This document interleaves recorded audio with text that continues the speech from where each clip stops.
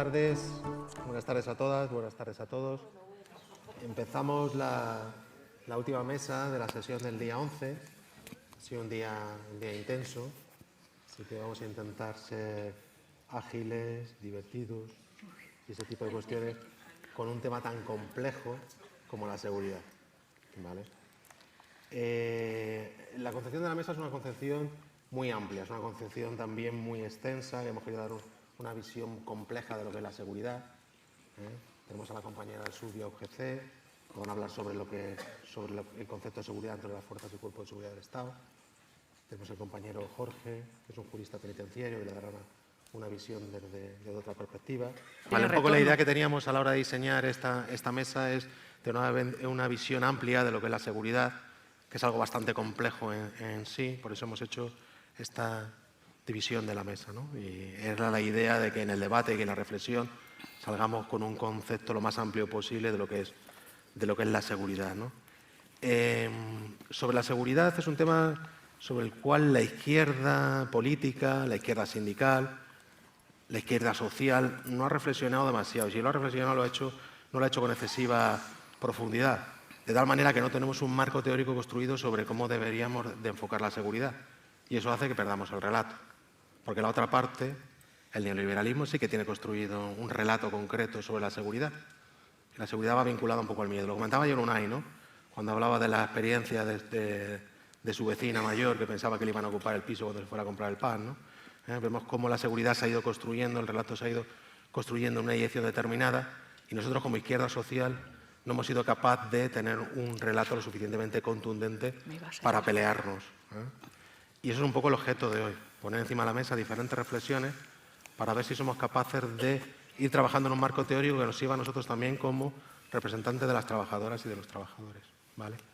Yo creo que la primera premisa que debemos de partir cuando hablamos de seguridad es lo que pone aquí, ¿no? Democracia. La seguridad tiene que estar dentro del imperio de la ley y tiene que responder al Parlamento. Y esto no es un tema menor. Si la seguridad no es democrática, una democracia se tambalea por sí mismo, ¿no? Ahora, viendo todo lo que está ocurriendo con el tema del Pegasus, pues surgen muchas dudas al servicio de quién está la seguridad, ¿no? ¿Qué es eso de la seguridad? Que hay alguien que controla a los que se supone que controlan, ¿no? Eso nos abriría muchas preguntas, ¿no?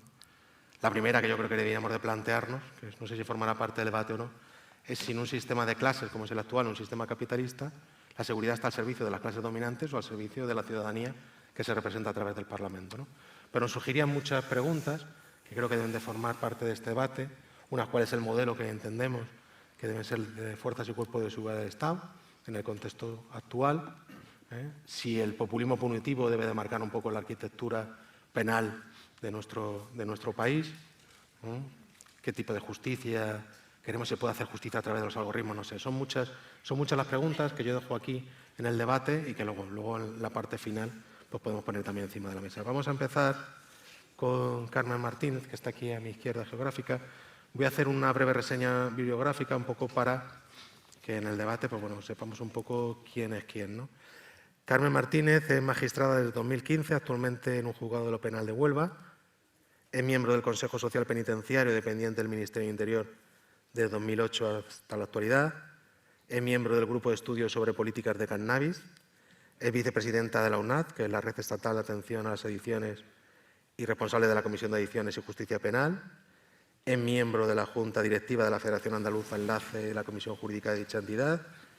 Es coordinadora de la Asociación Jueces y Juezas para la Democracia en Andalucía Occidental y es miembro de la Junta Directiva de la Asociación de Mujeres Juezas de España. Pues sin más, Carmen, te paso la palabra. Bueno, buenas tardes y muchas gracias por la invitación. Antes de hablar del tema que me ocupa o que nos ocupa, agradecer esto y sobre todo transmitiros mi sorpresa grata de esta jornada. Me han sorprendido porque no esperaba de verdad este nivel que tiene la jornada. Veo tan necesario este tipo de actividades formativas en el mundo sindical que, bueno, me voy a ir de aquí muy contenta, aparte de haber conocido a gente muy interesante también. Bueno, empiezo sin más. Muchas gracias a Xavi, que es el que me invitó, el que pensó en mí. Yo quiero contextualizar un poco antes de hablar de seguridad y de justicia, que es de lo que yo quiero hablar, Tenía muchos temas, no me va a dar tiempo, Xavi, de hablar de algunas cosas que a ti te interesaban, pero sí que van al hilo con la presentación que ha hecho Ángel, las cosas que yo quiero hablar. Pero primero quiero contextualizar con el modelo de Estado que tenemos, ¿no? En el mundo occidental, el modelo de Estado de Derecho moderno, que viene desde la Segunda Guerra Mundial, está en claro declive. Creo que aquí nadie se sorprende de esto que estoy diciendo. Y también lo están los valores que lo habían sustentado, los valores básicos de paz y de respeto a los derechos humanos.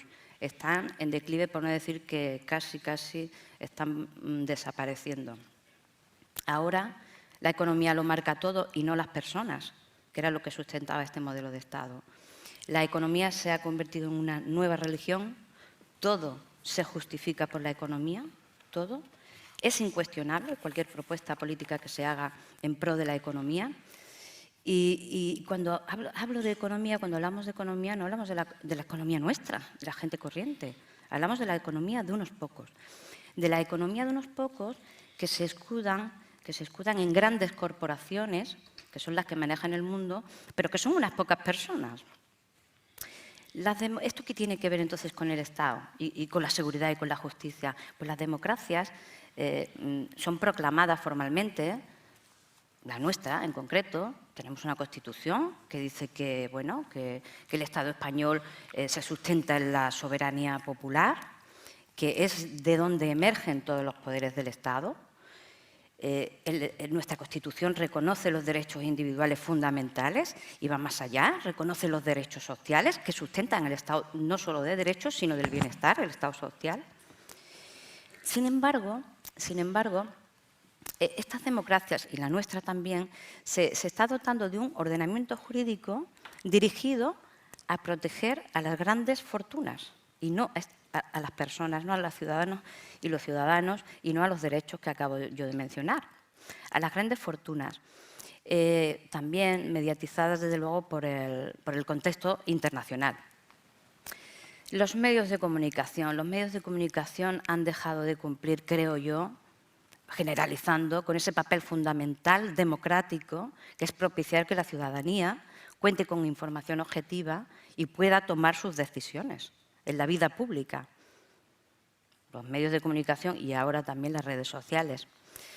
De manera que las democracias están actualmente mediatizadas y manipuladas por los medios de comunicación que responden a intereses particulares de estos pocos a los que me he referido, que están dirigiendo la opinión pública. Los grandes valores del estado del bienestar, tales como la solidaridad, la cooperación, han caído en el olvido. Se infravaloran los derechos fundamentales y las libertades. Los derechos sociales hoy en día se perciben públicamente como algo de otra época. Ahora prima la ley del más fuerte, es lo que hay. Es lo que hay. Y esto tiene que ver también con la justicia, como tiene que ver con el medio ambiente y con otras cuestiones de las que hemos hablado. Los Estados han perdido capacidad de maniobra en este mundo globalizado. Las ciudadanas y los ciudadanos hemos pasado de ser mano de obra a consumidores y hoy en día directamente a un bien más que es objeto de compra y de venta en el mercado. Los gobiernos decimos que han perdido margen de maniobra y las cuestiones importantes, la sanidad, la educación, la vivienda, los bienes y servicios básicos han dejado de ser prioridades.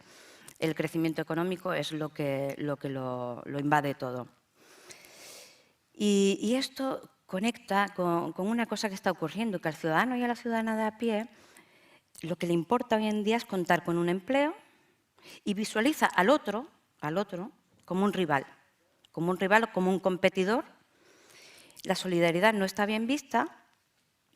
Los planes políticos, las legislaciones que persiguen la igualdad real se califican como buenismo inútil, poco realista. Por supuesto, el feminismo también, porque el feminismo, que se apoya en valores como igualdad, solidaridad, diálogo y cooperación, es un enemigo a batir, claramente. Entonces, todo esto, este contexto que hemos estado hablando antes, en estos ratos, esta mañana y ayer, y esta tarde también, tiene que ver con la justicia. Y ahora me centro ya en el sistema penal. El sistema penal, ¿qué tiene que ver con todo esto? Bueno, aquí, en esta situación en la que están los Estados y en la que están los gobiernos, en este momento se está cediendo mucho a todas las ideas, a todos estos miedos irracionales que hay, a toda esta sensación de inseguridad ciudadana creada, que no real, que hay. Ceden tristemente todas las opciones políticas. Es muy difícil resistirse a esta oleada, ¿no? o a este oleaje, porque es muy útil para los gobiernos encontrar enemigos comunes. Es muy útil. Porque encontrar enemigos comunes nos une y y sustenta, digamos, la legitimidad de los que tienen el poder. Los enemigos son los chivos expiatorios de todos los problemas sociales. Al enemigo se le despersonaliza, todo contra el enemigo vale, y el Estado se erige como el gran salvador. Esto es el populismo punitivo puro y duro, al que tú te habías referido antes. Sin embargo, tenemos una Constitución escrita, como otros países occidentales, que descansaban en unos postulados de justicia social, de derechos sociales, de bienestar, de libre desarrollo de las personas, libre desarrollo y igualdad también. Esto ha desaparecido. Y si esto se estuviera de verdad trabajando, si los Estados de verdad estuvieran haciendo políticas en este sentido, sí que de verdad habría seguridad ciudadana. Porque desde mi punto de vista la seguridad ciudadana es que las personas y las familias cuenten con una vivienda, que no tengan que estar en la calle criando a sus hijos o que no tengan que meterse en la casa de nadie ocupándola. Seguridad ciudadana es contar con una vivienda. Seguridad ciudadana es que nos protejan de la avaricia de las eléctricas y que podamos tener la casa caliente. Eso es seguridad ciudadana. Seguridad ciudadana también es pues tener una educación en condiciones que forme a nuestros niños y nuestras niñas para que sean personas que después apuesten por el bien común. Todo eso es seguridad ciudadana. Pero no van por ahí los derroteros, el derecho penal no va por ahí. El derecho penal es selectivo. ¿Qué significa que es selectivo? Pues que claramente selecciona a las personas a las que va a considerar enemigos y a las personas en las que va a incidir. ¿Quiénes son estas personas a las que selecciona el derecho penal? Pues las personas con menos posibilidades en esta sociedad. A las personas que tienen problemas precisamente porque el Estado no está haciendo lo que tiene que hacer y lo que dice la Constitución.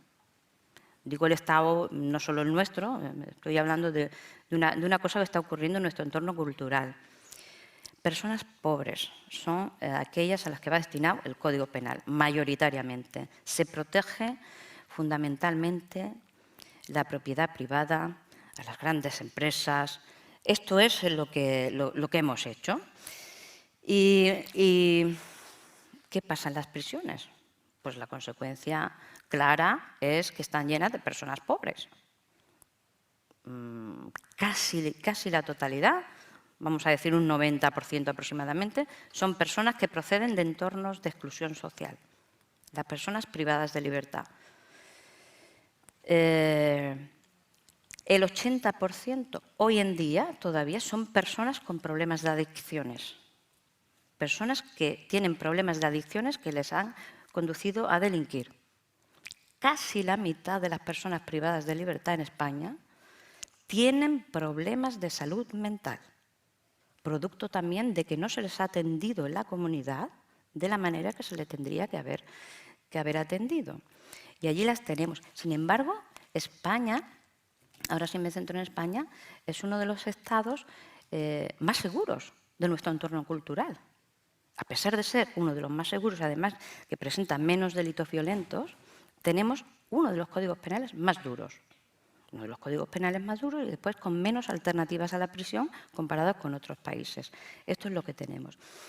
una cosa que me parece muy importante es el tema de la salud mental en las prisiones y fuera de las prisiones. En las prisiones, como digo, la mitad aproximadamente, algo menos, tienen problemas de salud mental importantes, ¿eh? No problemas de que hoy estoy un poco depre, no, problemas de salud mental importantes. Pero se está utilizando la medicación psiquiátrica en las prisiones, se está generalizando el uso de medicamentos psiquiátricos. La gente está dopada. Dopada. Eso es muy grave. Eso lo sabe la gente que conoce el mundo penitenciario. Pero voy a ir más allá. Es que la sociedad está dopada. Es que hoy en día los problemas de salud mental no se están abordando como se tienen que abordar, trabajando las causas, no sé, de otra manera. Simplemente se están abordando suministrando medicamentos. Ahí tienen mucho que ver las farmacéuticas, los colegios de médicos, de psiquiatras y todo esto. Es muy grave, creo yo. Esto era un paréntesis. ¿Qué podemos hacer en este contexto? Hago otro apunte. Tiene también aquí mucho que ver la política de drogas.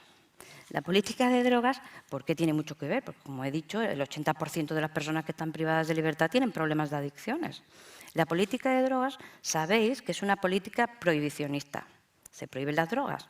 Es una política prohibicionista que no la ha inventado España, sino que es una política internacional. Principalmente vienen desde la Convención Única de Nueva York de 1961, la principal convención. Es una política prohibicionista que aquello se aprobó en un momento en que las drogas no parecía que fueran un problema de salud pública. Ahí había unos intereses geopolíticos muy importantes y económicos de las farmacéuticas. Esa convención ahí todavía está vigente. Después ha habido algunas más para modernizarla, pero básicamente es eso. Intereses geopolíticos. Formalmente, oficialmente, se dice que esta política prohibicionista es para proteger la salud pública del mundo, de todo el mundo, salud pública, proteger a las personas de las drogas, que son el demonio, básicamente. Han pasado más de 60 años desde el 61, estamos en el 22, pues 61 años. Desde entonces hasta ahora, ¿ha tenido alguna consecuencia positiva? No. Los consumos de drogas no han hecho más que aumentar exponencialmente. Los consumos problemáticos, ¿eh? Y al final lo que se ha conseguido es criminalizar y estigmatizar a las personas consumidoras que están en prisión. Esto es lo que pasa con la política de drogas y esta relación tiene con lo que estábamos diciendo. Y lo que yo digo, ¿qué podemos hacer? ¿Se puede hacer algo? Claro que se puede hacer. Primero, saber lo que está pasando, que por eso es importante, ¿no?, este momento de reflexión. Primero, saber lo que está pasando.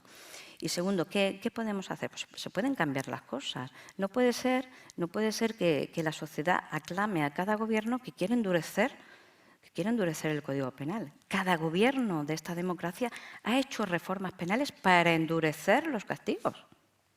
La gente no sabe esto. Creo que no lo sabe.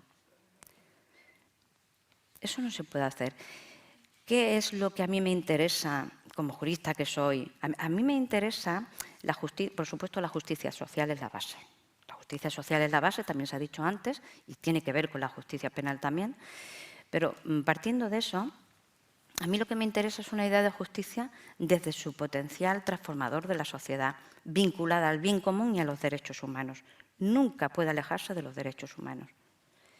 En el orden penal se puede hacer otra justicia, distinta a la que tenemos ahora. Se puede hacer una justicia que mire a la persona y no solo a esta etiquetada como víctima o como delincuente.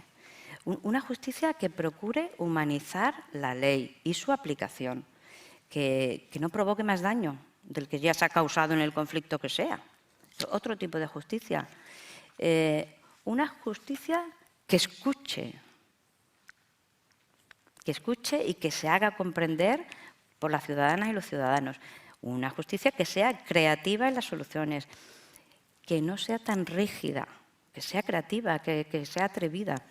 Y una justicia que desde luego tenga como como pieza fundamental el creer en las personas y en su capacidad de volver a incorporarse a la sociedad sin delinquir.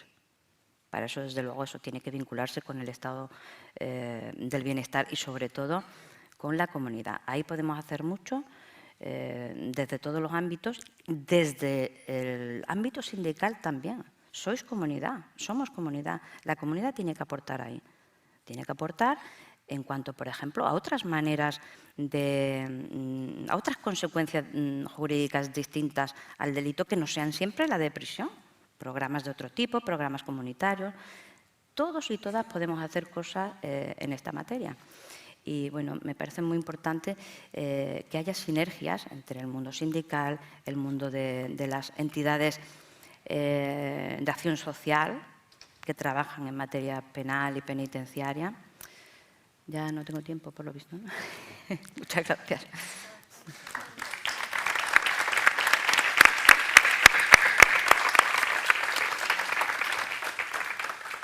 Muchas gracias, Carmen. Fijaros lo que hablábamos al principio, ¿no? Cómo vamos perdiendo el relato, ¿no? Cuando comentaba Carmen que tenemos uno de los códigos penales más duros de nuestro entorno. Sin embargo, el imaginario colectivo parece que tenemos un código penal donde la gente entra y al día siguiente está saliendo, ¿no? Vamos a pasar ahora con Jorge. Voy a hacer una breve, voy a trasladaros unos breves datos biográficos, un poco para poner en contexto. Es el director del Servicio de Ejecución Penal y Justicia Restaurativa del Gobierno de Navarra. Es un jurista especializado en Derecho Penitenciario y es experto en Justicia Restaurativa. Ha trabajado como jurista de instituciones penitenciarias y como coordinador del área de Mediación y Justicia Restaurativa de la Federación Andaluza Enlace. Cuando quiera, Jorge. Bueno, pues muchas gracias, Ángel. Muchas gracias a todos y a todas, a Comisiones Obreras por invitarme a estar aquí. Estoy contentísimo de haber conocido a las personas tan interesantes que he conocido en estos días y de compartir esta mesa de tanto nivel. Bueno, yo me he planteado una intervención en la que voy a reflexionar un poco sobre el concepto de seguridad y sobre su relación con la igualdad socioeconómica. Voy a redundar o voy a complementar algunas de las cosas que ha dicho Carmen, porque, claro, al final venimos del mismo sitio y muchas de las cosas las pensamos igual. Y finalmente sí que voy a nombrar algunas propuestas de políticas públicas de seguridad diferentes. ¿Qué otras políticas públicas de seguridad podemos hacer si compartimos este marco de trabajo? Entonces, en primer lugar, hay que hablar de qué entendemos por seguridad. Y ahí debemos partir de una premisa que yo, cuando la vi mejor reflejada, fue por el actual consejero de Justicia del Gobierno de Navarra, mi actual jefe, pero no es peloteo porque no me está viendo, cuando era parlamentario de Podemos en la anterior legislatura y se estaba discutiendo la Ley de Seguridad Ciudadana, ¿no? Que se aprobó en 2015 por la mayoría absoluta del PP y que todas las fuerzas parlamentarias habían prometido su derogación, su cambio, y que ahora, pues 7 años después, todavía sigue en vigor. Bueno, pues en esa comisión de reforma o derogación de la ley Mordaza, lo que planteaba Eduardo Santos es una premisa muy básica, pero que a veces se nos olvida, que no podemos entender que existe esa disyuntiva entre libertad y seguridad, como muchas veces se plantea. La seguridad es un medio para un fin. Lo que la Constitución refleja como valores superiores del ordenamiento son la libertad, la justicia, la igualdad y el pluralismo político. Por tanto, la seguridad es un medio que utilizamos para poder ejercer nuestra libertad. Es por eso por lo que es importante la seguridad, pero no en sí misma. Y esta libertad que debemos ejercer, debemos entenderla lógicamente, no en el sentido reduccionista neoliberal de la libertad para consumir o la libertad para ir de cañas, sino en el sentido democrático de la libertad de ejercitar nuestros derechos que se ejercitan en colectividad, en interdependencia. Entonces, la seguridad es el conjunto de condiciones que nos permiten ejercer nuestros derechos. El derecho a la sindicación, el derecho a la huelga, que algunos de estos derechos más bien son impedidos por la Ley de Seguridad Ciudadana más que promovidos, ¿no? Y en ese sentido, si entendemos la seguridad desde este punto de vista como medio y no como fin, debemos entender que las políticas públicas de seguridad no son solo aquello que hacen las policías, las fuerzas y cuerpos de seguridad del Estado, los juzgados y las prisiones, sino que esos elementos, esas instituciones son necesarias, pero son solo una parte de las políticas de seguridad. Y que las políticas de seguridad son, como ha dicho Carmen también, las políticas que nos permiten tener unas condiciones de vida dignas para todo el mundo. Hay un eslogan muy bueno que tienen los países nórdicos, que yo lo escuché en Finlandia, que ellos dicen que good social policy is the best criminal policy. Como decir que una buena política social es la mejor política criminal. Ahora habría que decir good ecofeminist social policy is the best criminal policy, ¿no? Pero lo que no hay que caer, como muchas veces se cae, como es el marco de la derecha, en la idea de que el orden y la tranquilidad ciudadana, que dice el preámbulo de la Ley Orgánica de Seguridad Ciudadana, que el orden y la tranquilidad ciudadana son un valor en sí mismo, porque esa visión fomenta valores de sumisión, de jerarquía y de obediencia acrítica, que no es compatible con una democracia crítica que tiene precisamente que luchar por sus derechos. Existen, por tanto, dos modelos de Estado que tienen dos modelos de entender la seguridad. Y ha habido en los últimos 40 años, en la ofensiva neoliberal, un cambio desde el modelo de Estado social hasta el modelo de Estado neoliberal, que yo argumento y muchos autores argumentan, y autoras, Angela Davis, por ejemplo, una de ellas, que el modelo de seguridad, el Estado neoliberal lo caracterizan como un Estado penal. El Estado social es el Estado que, a través de altos niveles de igualdad, pleno empleo, impuestos progresivos, genera sensación de seguridad a través de esa vida digna para todos y todas, mientras que el Estado neoliberal se caracteriza por desempleo estructural, altos niveles de desigualdad, regresividad fiscal, y para mantener la seguridad tiene que utilizar fundamentalmente las policías y las prisiones. Entonces, si vemos los países occidentales en los últimos 40 años, ha habido un aumento estratosférico de las poblaciones penitenciarias. Ha ocurrido en España, que se ha multiplicado por 7 la población desde el año 78 hasta la actualidad, pero es que en Estados Unidos se ha multiplicado muchísimo más. Y ahora mismo Estados Unidos, que es el país con mayor desigualdad, es también el país con la población penitenciaria más alta. Y ahí voy a la segunda parte de mi intervención, que es esta relación entre igualdad socioeconómica y seguridad o inseguridad. Quiero citar dos estudios. Uno es de la criminóloga Elena Larrauri, que da clases en la Pompeu Fabra, y que tiene un artículo que se llama La economía política del castigo. Ella lo que hace es coger esta caracterización de los estados según su economía política entre estados neoliberales y estados socialdemócratas y ver qué características hacen que en los estados caracterizados como neoliberales haya muchísima más gente en prisión. Y a la conclusión que llega es que en los estados sociales o socialdemócratas hay mayor legitimidad social y mayor legitimidad institucional. Y eso conlleva que haya menos uso de la prisión y las policías como método de alcanzar la seguridad. Legitimidad social es la confianza que existe entre los ciudadanos y las ciudadanas, y legitimidad institucional es la confianza en las instituciones, en los partidos políticos, en los sindicatos.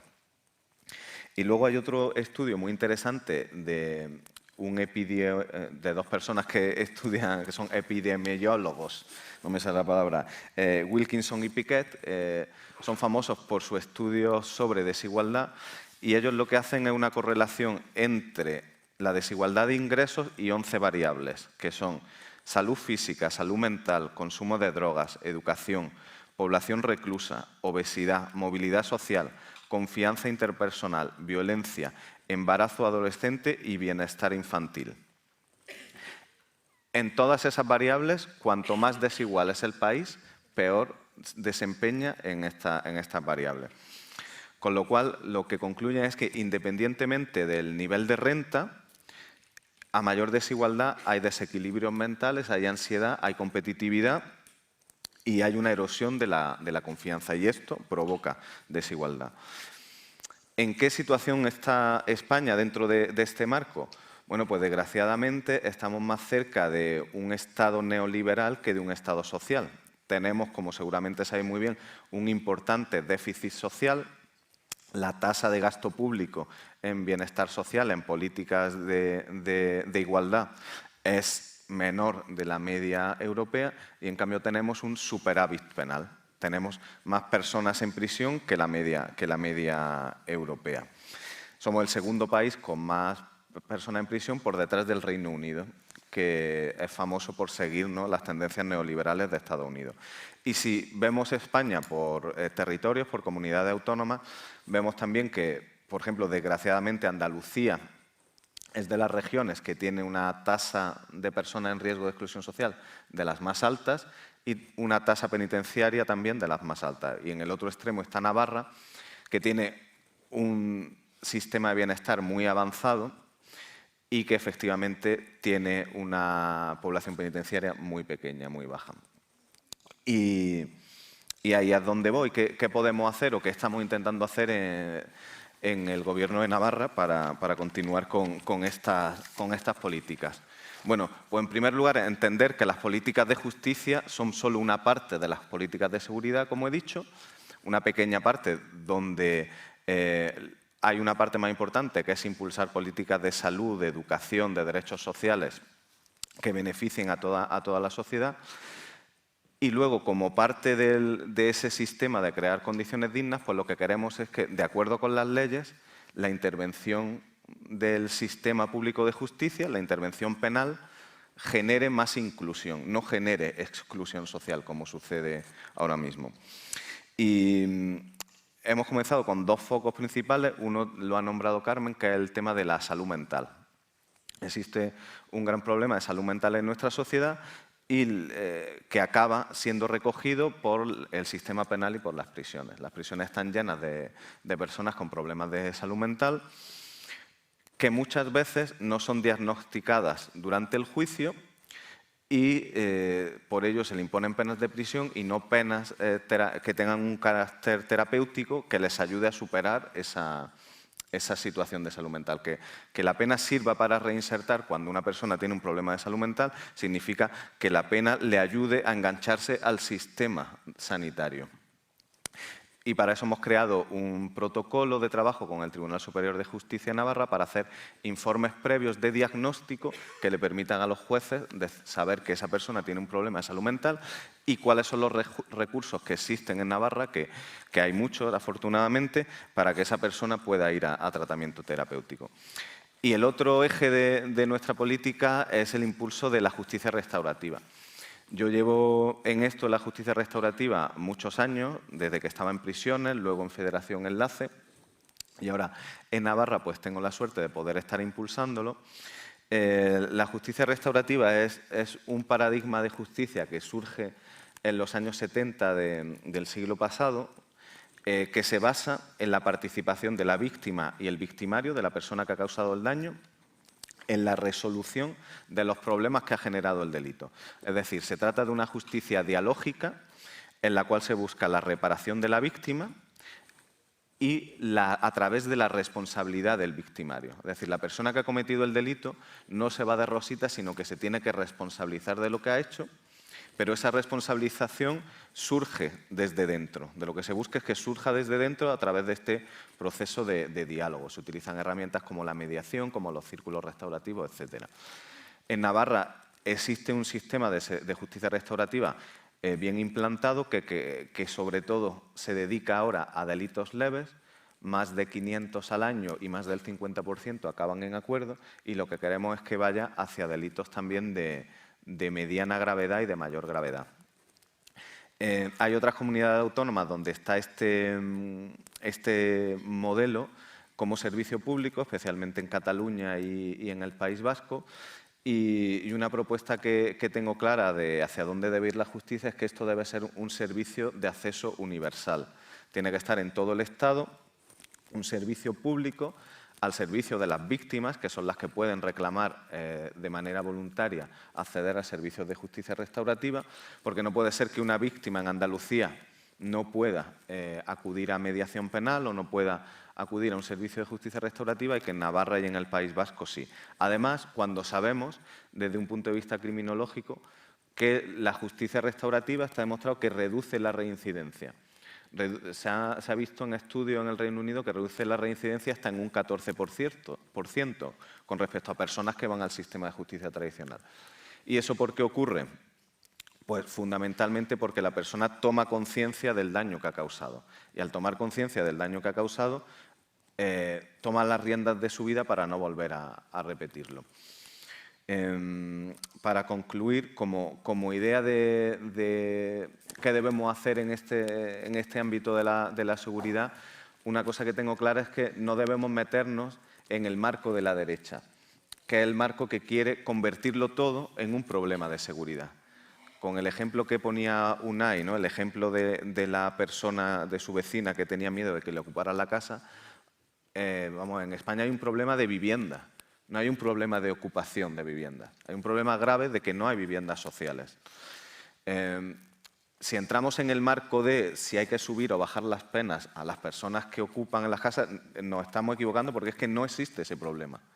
Existe el problema de la vivienda. Lo mismo que existe un problema de desigualdad de ingresos muy grande, y si vemos que la mayoría de las personas que están en prisión tienen problemas de drogodependencias y están por cometer delitos de base económica, sobre todo delitos contra el patrimonio, robos y hurtos, y también delitos de tráfico de drogas, pues vemos que lo que hay en España, el problema que hay en España es un problema de desigualdad social.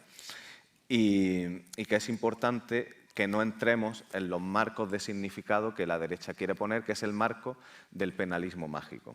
Y ya concluyo.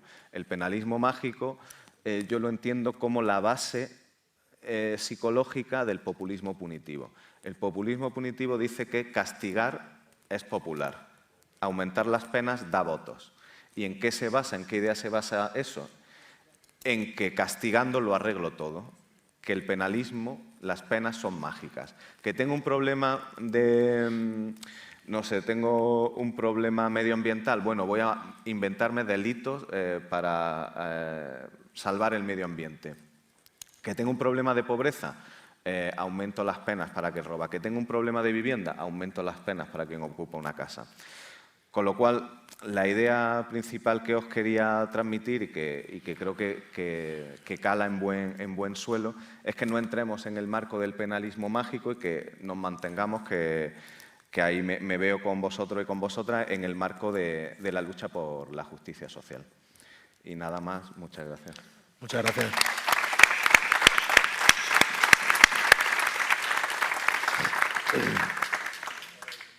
Muchas gracias, Jorge. Me ha gustado mucho de esto del penalismo mágico, que hemos aprendido mucho, y esto del derecho del enemigo que hablaba antes Carmen, ¿no? Son conceptos sobre los que deberíamos de conocer y sobre los que debemos de trabajar.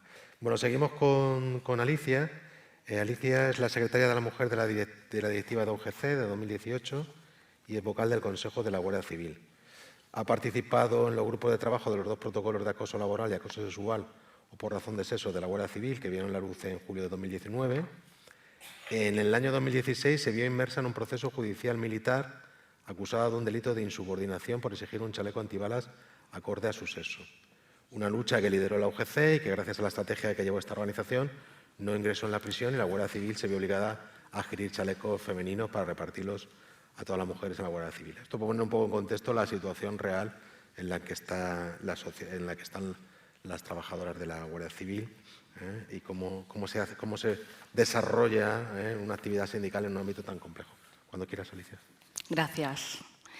Buenas tardes. En primer lugar, quiero agradecer a la Federación de Servicios a la Ciudadanía la preparación de todas estas jornadas y el habernos tenido en cuenta a UGC y en especial a Xavi, que se lo ha currado. Bueno, me voy a permitir la licencia de tutearos a todos, porque sí que es verdad que cada vez que piso suelo de comisiones obreras o me junto con la gente de comisiones, yo me siento una más. Entonces, compañeros y compañeras, para quienes no nos conocen, AUGC es la Asociación Unificada de Guardias Civiles.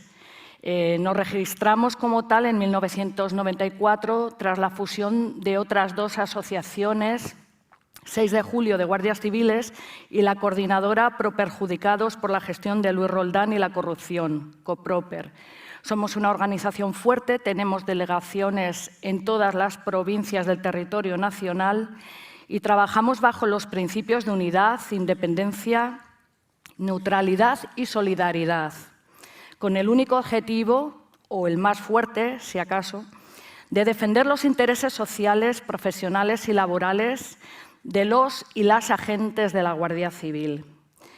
Nuestros inicios no fueron fáciles, pues los propios fundadores de esta organización, cuando crearon el SUG, Sindicato Unificado de Guardias Civiles, era un sindicato clandestino en los años 80, dieron con sus huesos en la cárcel y siendo posteriormente expulsados. En AUGC nunca hemos dejado de reclamar su reingreso y la reparación del honor de estos líderes históricos.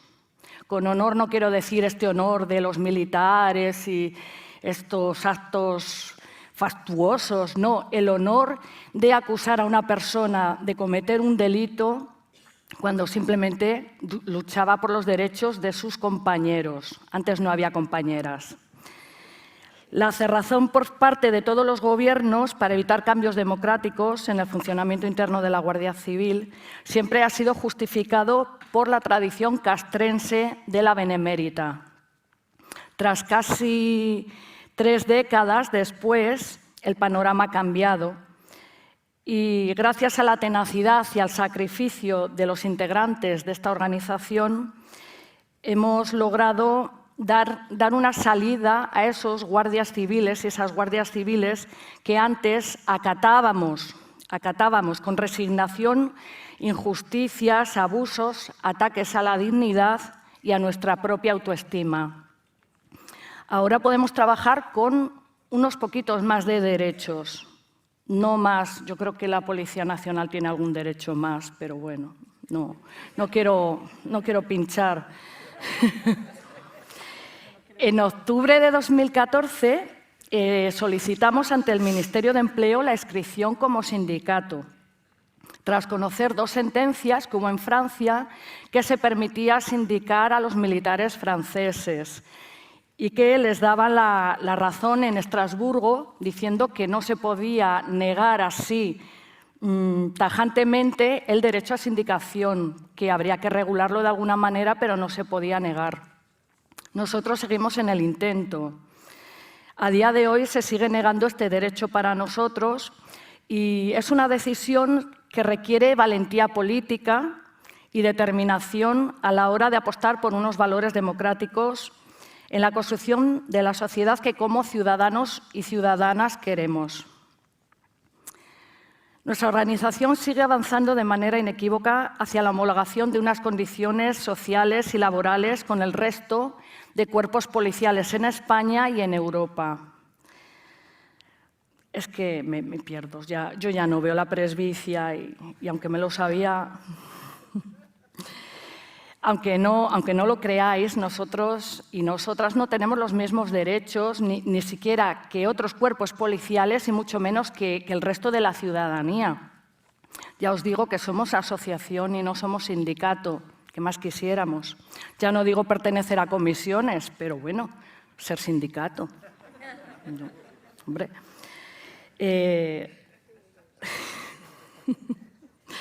Nosotros cada manifestación que hemos convocado en la lucha por nuestros derechos la hemos tenido que pelear en un juzgado. No se nos ha concedido ese derecho con solicitarlo. Y tras 14 años de la llegada de la transición en España, un juzgado nos dio la razón y ahora ya podemos manifestarnos.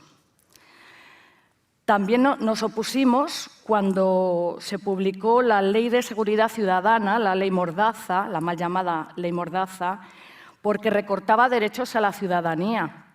Y si lo recorta a la ciudadanía, también nos lo recorta a nosotros, como trabajadores de la Guardia Civil. Porque unas veces somos quienes estamos en este lado y los manifestantes estáis enfrente, pero otras veces nosotros hemos estado en el mismo lado que estáis vosotros, reclamando el cumplimiento de nuestros derechos. También nos hemos concentrado en muchas ocasiones para la no aplicación del Código Penal Militar. Nosotros ya tenemos un régimen disciplinario muy duro, pero en hechos, incluso que no sean del servicio y en labores policiales, se nos aplica este Código Penal Militar, que nos juzga un juez militar en un toado. Pues cerca del 90% de las condenas se aplican a la escala de base de los trabajadores y de las trabajadoras en la Guardia Civil. Algo que en una pachanga de fútbol se pelean dos de un equipo y otro, y uno llama al otro lo que sea.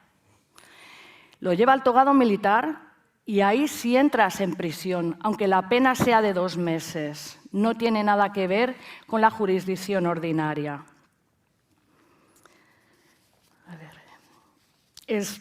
Os voy a hablar un poco del servicio a la ciudadanía. Ya en 2019, el anterior director general de la Guardia Civil, Félix Azón, reconocía que faltaba como mínimo 10.000 hombres en la Guardia Civil. Mínimo 10.000, y dijo hombres, porque también consideró que faltaban unas 2.000 mujeres, 2.000, 2.400, para dar como mínimo un servicio normal a los ciudadanos, lo que merece la ciudadanía.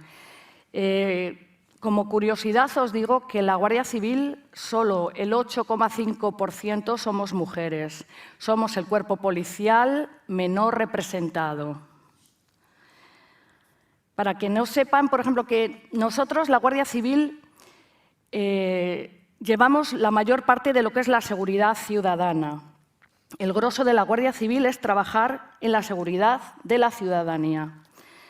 Hay 80.000 guardias civiles, pues solo 28.400, yo estoy entre esos 28.400, prestamos servicio de seguridad ciudadana.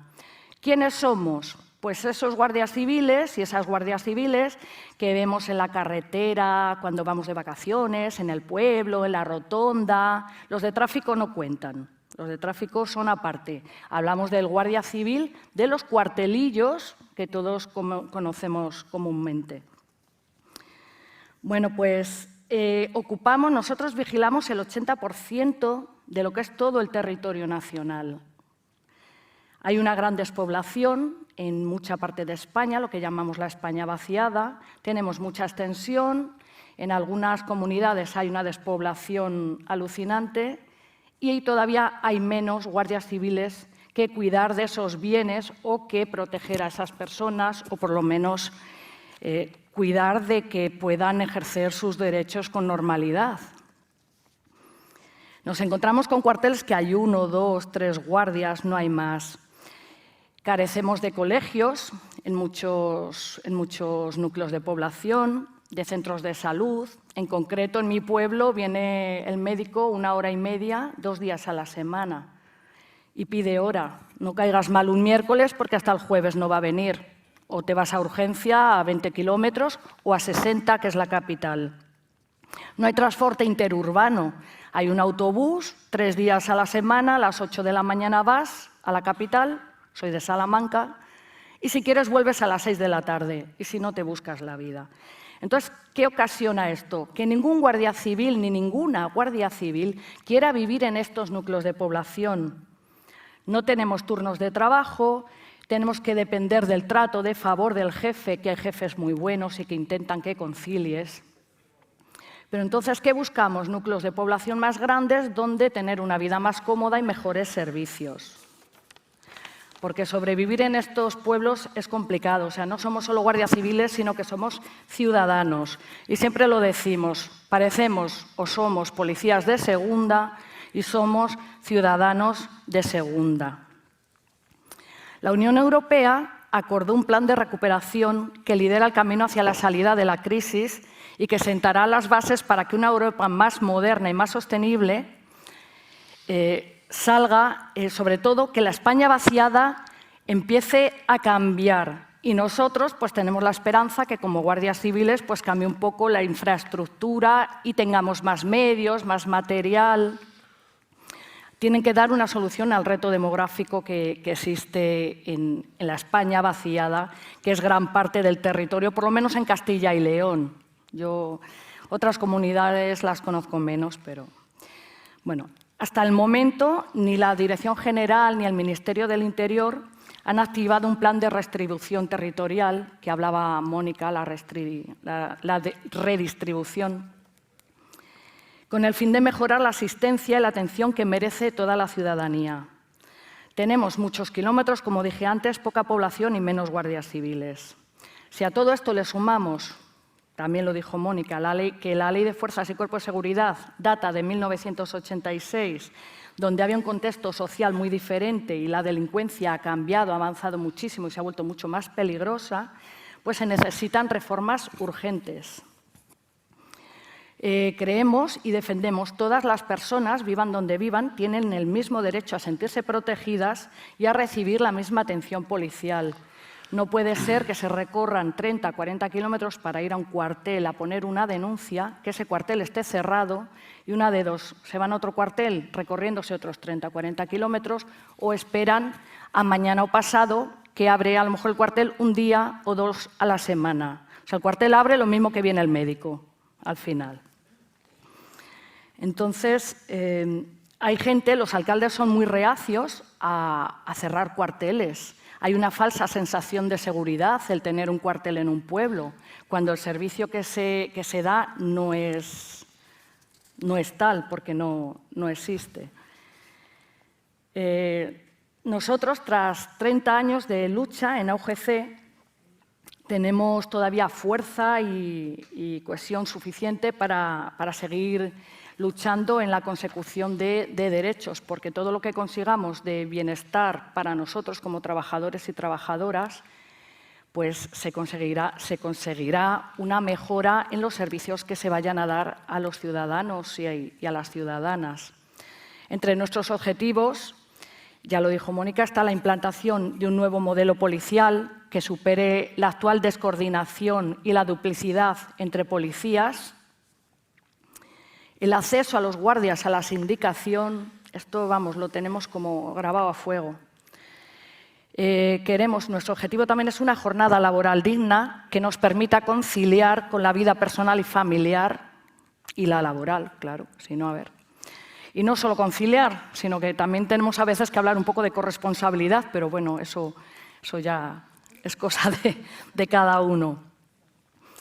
Exigimos la aplicación efectiva de las políticas de igualdad dentro de la Guardia Civil, que no veáis lo que nos cuesta. Derecho a la tutela judicial efectiva, sin sometimiento a la jurisdicción militar. Esta fue la cagadita que nos dejó Rajoy antes de marcharse, porque no se nos aplicaba y antes de irse dijo, ahí os queda, que yo me voy, y se fue. Solicitamos la aplicación de la legislación de prevención de riesgos laborales, algo que luego vas por ahí, vas exigiendo a la gente y resulta que tu empresa no se aplica. Promoción profesional y regulación de destinos acorde a los parámetros regulados en el régimen estatutario del empleado público, o sea, no pedimos ni más ni menos que lo que tienen el resto de empleados públicos.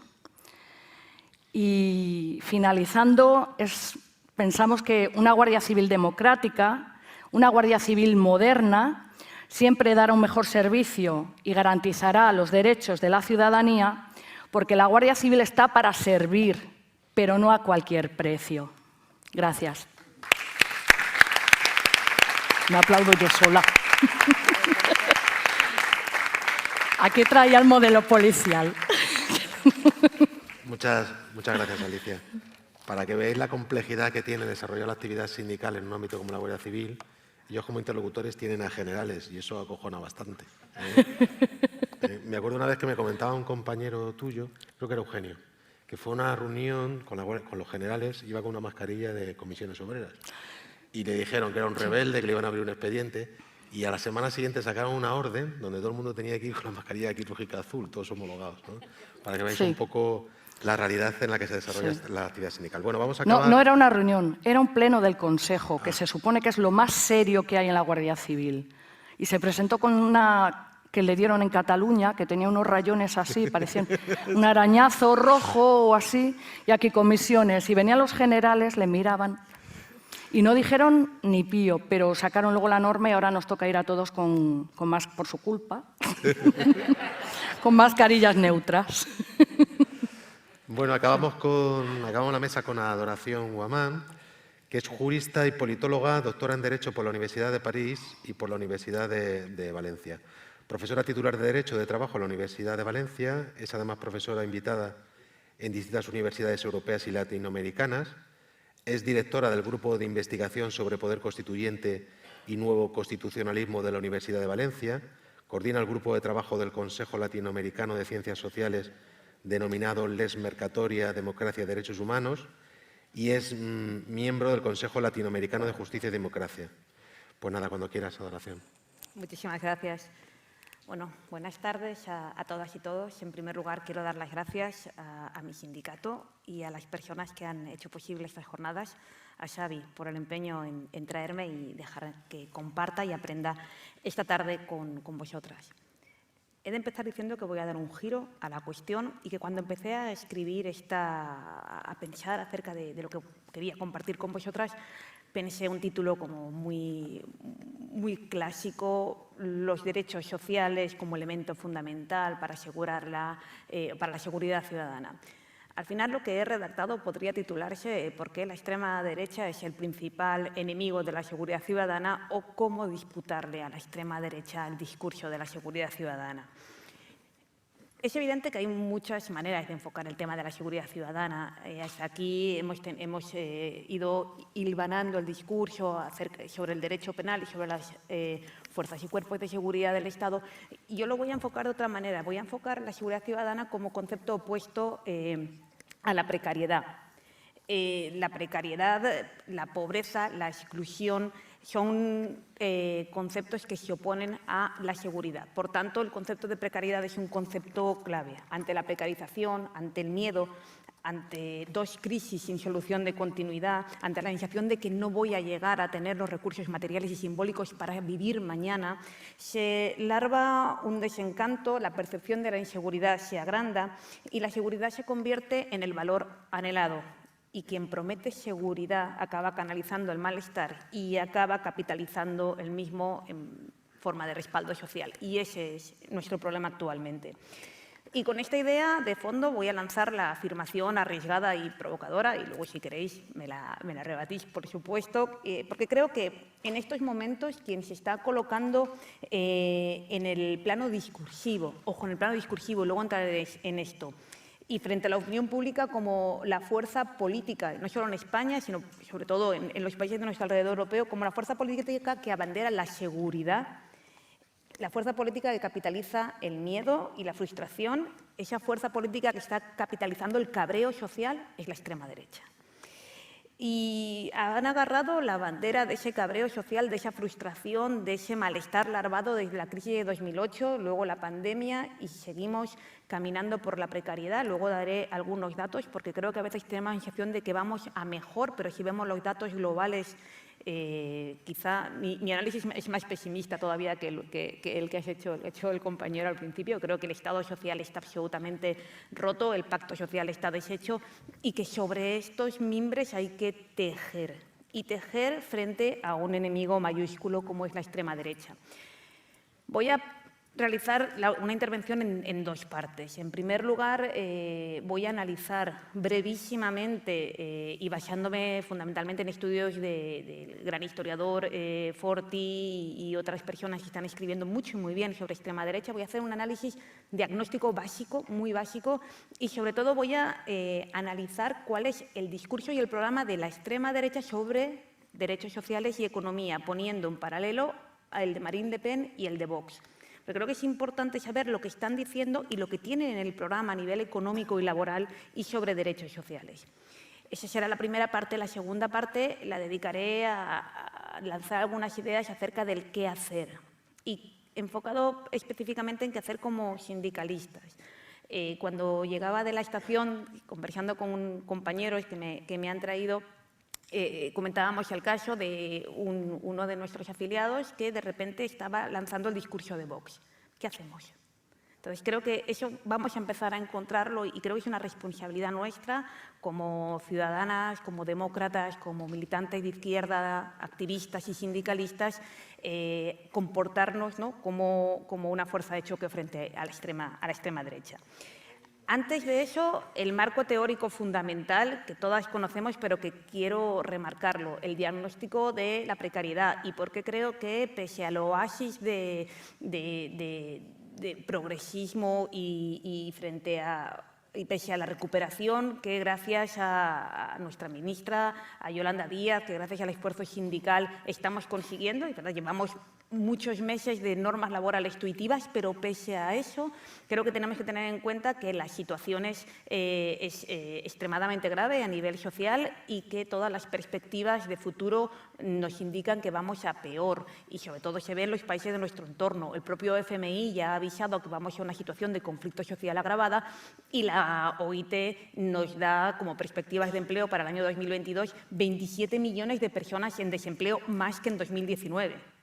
Entonces, esta situación es gravísima y, aunque nosotras tengamos la fortuna inmensa de tener a Yolanda al mando de las políticas laborales en este país y trabajemos como sindicato con ella, lo cierto es que la situación social evidencia un resquebrajamiento del pacto social capital-trabajo, una limitación casi absoluta del Estado social. Comparto que tenemos el Estado social peor de los peores financiados de Europa, pero es que la cosa todavía va en declive.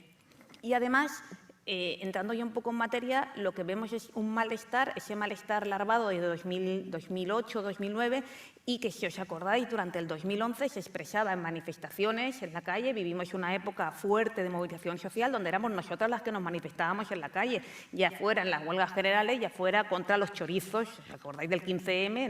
No queremos ni banqueros ni chorizos.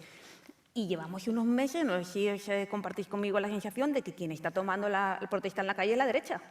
Y de repente la derecha está vertebrando o ocupando a los pequeños agricultores, a los autónomos, a los transportistas, una suerte, ¿no?, de ocupación de un ámbito y de un discurso que siempre ha sido del progresismo y que ahora está larvando la derecha. Vemos una eclosión de reivindicaciones corporativas que capitaliza Vox. Y no todo es material. Nosotras estamos cómodas en el ámbito material, reivindicando mejoras materiales, pero es que nos están disputando el ámbito cultural y nos están disputando, metiendo clivajes en el discurso en materia feminista, ¿no?, que aquí hay algunas grandes expertas en la materia, no voy a entrar, pero están disputando también el terreno cultural, metiendo un debate que trasciende la clase social, como es el aborto, el feminismo, el racismo, la xenofobia, y que nos pilla ciertamente a contrapié porque ahora se permiten abrir la boca y decir barbaridades que no se permitían. Dicho esto y partiendo del pesimismo y del pesimismo y de reconocerlo, del miedo a unas elecciones que tenéis aquí muy pronto, me interesa entrar en el análisis, ¿no?, que os he dicho antes. ¿Qué dicen? ¿Cuál es el discurso y cuál es la realidad en el programa? Y para ello voy a utilizar tanto el Frente Nacional, o sea, la Agrupación Nacional, el antiguo Frente Nacional de Marine Le Pen y Vox. La primera idea fundamental es que Vox, evidentemente, no es una anomalía, nos hemos equiparado al resto de Europa y en esta equiparación hemos incorporado, aunque las fuerzas de la extrema derecha en Europa tienen discursos distintos, hay ejes básicos que son similares. Por ejemplo, el ultranacionalismo, el identitarismo, el soberanismo, el conservadurismo, la islamofobia, el tacticismo y la pasta. Están ultrafinanciados. Y no nos olvidemos de esto, están ultrafinanciados. Entrando ya en los dos elementos que me interesan, y por qué me interesa Marine Le Pen, es porque es el futuro que espero que no tengamos. Desde el año 2002 hay un Le Pen que disputa el poder en el Elíseo. Hay una generación de franceses más que ya ha vivido normalizando la presencia de la extrema derecha hasta casi ganar las elecciones. Un discurso del papá, del padre, de ella, Marine Le Pen, que era absolutamente brutal, absolutamente xenófobo, machista, islamófobo y ultraliberal. Llega su hija y, sobre todo, el efecto Filipó, un asesor que tenía hasta 2017, y cambia el discurso. Dicen que desdiaboliza el discurso. El discurso sí, ojo, que el programa esconde muchos de los resortes ultraliberales del padre. Y en el discurso, de repente, Marine Le Pen se convierte en una mujer que se reconoce orgullosamente mujer y que además a veces tiene hasta deslices que dice que es feminismo, cosa que no es. Y, desde luego, cuando abres su programa, te desayunas con cosas como esta. Vamos a poner fin a la inmigración, vamos a tratar las demandas de asilo solamente en el exterior, hay una expulsión sistemática de la inmigración clandestina y, sobre todo, la prioridad nacional. La prioridad nacional para toda prestación social, para empleo, aquí prioridad nacional. Además, es muy interesante en la materia penal. Dicen que van a abolir todas las leyes laxas penales, como si Francia en materia penal fuera algo laxo.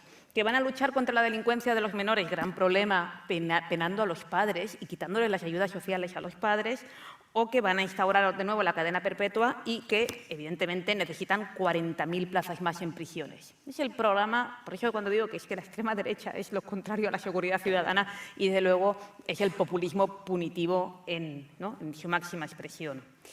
En economía es gracioso porque Marine Le Pen, para no pisarse los dedos, el programa de economía casi no existe. Hay una bajada generalizada de esfuerzos, pero lo han calificado como un bienestar chauvinista. Yo creo que se exageran. Creo que ha heredado el neoliberalismo del padre y lo está intentando maquillar. En el caso de Marine Le Pen tiene una retórica, entre comillas, amable. Y esto es importante verlo porque la extrema derecha tiene ese tacticismo que es capaz de decir lo que quieren oír y modular su discurso si hace falta. El ejemplo es el tema de Putin, que era el gran amigo de Marine Le Pen, incluso le llegó a prestar dinero en grandes cantidades para su partido y ahora mismo es el enemigo número uno, o el tema de la Unión Europea. Marine Le Pen proponía salirse del euro y ahora, vamos, no la sacan del euro ni de todo. Ellos son capaces de hacer esto sin que se le caigan los anillos. Vox, de momento, está en un estado anterior, exento de momento del tacticismo, pero creo que es importante saber que lo pueden hacer. ¿Cuál es la retórica de Vox? Encabeza su programa diciendo que los grandes sindicatos subvencionados y la patronal defienden sus privilegios, abandonan a los españoles y son un elemento de choque contra los trabajadores. Queda tan ancho. Además dice que todos los españoles, todos los trabajos de los españoles deben ser defendidos. Esta es como la retórica. Cuando entras en su programa, es el programa de los constructores y de los grandes propietarios. Todo se basa en restricción de las cargas a la empresa, de las cotizaciones y de la fiscalidad, prohibición de la huelga, por supuesto. Lo primero es prohibir la huelga y prohibir un poco nuestra misma existencia, desregular, privatizar. Y en materia de vivienda, que es el gran derecho social que creo que estamos ahora mismo recuperando o por fin legislando como tal, es muy importante porque es donde Vox es más reactivo. Y si os fijáis, cuando empezamos a legislar en materia de vivienda, sea en Andalucía por el año 2015, sea en Valencia en 2017 y últimamente, sea en el Estado, es cuando pinchamos el hueso duro y de repente la derecha reacciona. Porque realmente la vivienda es una de las cosas que más le toca el bolsillo, ¿no? Que intentemos que dejen de entender la vivienda como un bien de especulación. ¿Qué dice Vox de la vivienda en el programa? Pues que la vivienda tiene que ser para todas y todos en propiedad. Por tanto, tiene que liberalizarse todo el suelo, que toda la vivienda social que se construya debe ser para propiedad, o sea, compra u opción a compra, evidentemente es mayor riqueza para los constructores, y rebajar masivamente las cargas tributarias en el proceso edificatorio. Directamente este programa lo ha escrito pues toda la patronal de los constructores y se ha quedado tan ancha. Hay que reformar el Código Penal, las leyes de enjuiciamiento criminal, para proteger realmente a los propietarios. Decías antes que no existe el problema de ocupación en España. Para ellos sí. Para ellos, y según el CIS, para muchísima gente. Porque han conseguido, entre ellos Securitas Direct, meternos en la cabeza de las españolas y españoles que hay un problema de ocupación. Y quizás es un poco nuestro problema, pensar que lo que no que lo que racional y científicamente no existe, socialmente no existe. Se acabó. Ellos viven de la fake news. Ellos viven de crear una realidad paralela. Y si miramos el CIS, es realmente increíble cómo a la pregunta de la percepción económica de España, ¿cuál es para usted? De Vox, el 70%, muy mala. De Unidas Podemos, el 11%. ¿Estamos en el mismo país? Oiga, ¿estamos de verdad en el mismo país? Sí. Pero están generando unos marcos de análisis y de discurso que son absolutamente una profecía autocumplida. Y la clave del éxito de Vox no está basada, como en Francia, en una criminalización del otro, que también hay una xenofobia larvada, pero en Francia es mucho más acusada. En Francia realmente se ha construido sobre la xenofobia y la islamofobia. Aquí se construye en base a otros clivajes, en base al supuesto anticomunismo personalizado en Unidas Podemos, en el anticatalanismo y últimamente en el antigobierno, anti-instituciones, activando además todos los resortes del Estado, en los grandes poderes del Estado, que miran a estos nuevos en la política como si no tuvieran derecho a estar ocupando sillones. Y eso está, creo que, atacando directamente a las bases de una democracia liberal pluralista y creo que es una de las principales cuestiones que tenemos que tener en cuenta, ¿no? La impugnación de Vox del sistema. Ante este diagnóstico, ciertamente, y lo reconozco que me he puesto pesimista y catastrofista, pero realmente creo que ya no basta con diagnosticar. Ya no basta con decir que viene el lobo está aquí y está para quedarse. Los diagnósticos están muy bien, pero además de conocer y diagnosticar la extrema derecha, hay que pensar qué hacemos.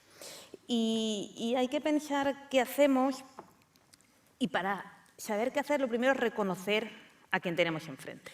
No son idiotas. Evidentemente, ni los líderes son idiotas, ni sus asesores son idiotas, y lo que es más importante, las personas que votan a Vox no son nuestros enemigos de clase. Y además creo que hay que acercarnos a ellos desde la postura de la comprensión. Cada vez hay más estudios que nos indican que las y los votantes de Vox son personas precarizadas, frustradas, muchas de ellas son expulsadas de los mercados laborales por reconversiones mal hechas. El caso de Murcia, hay un caso de estudio súper importante. ¿Por qué Murcia pasa de ser socialista a ser uno de los mayores feudos de la extrema derecha? Pues porque la gente está frustrada, es pobre, se ha roto el ascensor social. Son los nuestros. Son gente vulnerable, son gente que realmente es trabajador y trabajadora de toda la vida, que no encuentra una seguridad en lo que ellos se han criado, que es un trabajo formal, etcétera, del que se ven expulsados. Y creo, por tanto, que teniendo en cuenta a quién tenemos enfrente, hay que intentar romper. Y frente al discurso del miedo y, sobre todo, frente al discurso de la cólera, volver a recuperar el discurso de la ilusión y de la esperanza. Y parece muy naif, pero creo que es verdad lo que dicen, ¿no? No hay ninguna emoción que movilice más que la cólera. Bueno, pues a lo mejor la esperanza con pedagogía, la esperanza centro de trabajo, la esperanza en unas elecciones andaluzas donde hay una coalición de izquierda fuerte, potente, bonita y de acuerdo. Todas estas cosas que hacen falta para llegar a combatir a la extrema derecha desde unas posturas que además estén firmemente basadas, y aquí me vuelvo a poner el traje de jurista y de laboralista, en una apuesta social fuerte. Creo que las personas que tenemos en las instituciones están cumpliendo con su trabajo. Creo que Yolanda Díaz es uno de los grandes ejemplos de cómo se hacen políticas públicas. Creo que este sindicato está cumpliendo con su trabajo y los resultados en general así lo demuestran, y la reforma laboral es eso. Y yo espero, sinceramente, que las personas que están aspirando a dar el combate electoral estén a la altura y cumplan igualmente con su trabajo, y que Andalucía sea la primera derrota fuerte de la extrema derecha.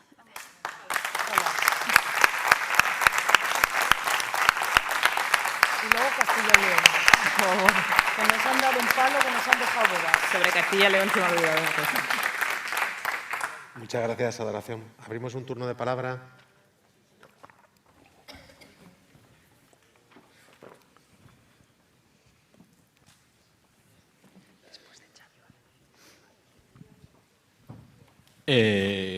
Muy rápido, porque vamos muy mal de tiempo. O sea que, el derecho penal en el conjunto del mundo del derecho es es la exposición más clasista de lo que conocemos en el conjunto de normas.